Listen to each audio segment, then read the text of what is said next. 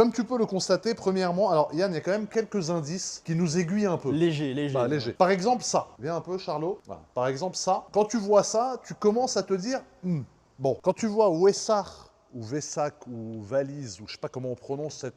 Ça fait 10 ans que j'ai jamais compris comment on dit. C'est quoi, Vessac, Wessar, Vessac, Vessac? C'est quoi le truc, frère? Du coup, voilà, donc il y a ça, il y a le Wessar, il y a le RS. Ici, ça, moi, j'appelle ça les trapèzes.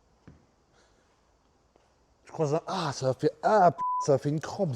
Ensuite, ici, tu aperçois une jante d'une certaine couleur. Et ça, c'est d'origine, parce que c'est une voiture qui avait une option pour des jantes en magnésium. Alors là, si tu vois toujours pas de quoi je te parle, il y a quand même un problème. Charles, on va pas montrer le flanc de la voiture pour l'instant, parce qu'il y a un autre indice à l'arrière, qui est ça.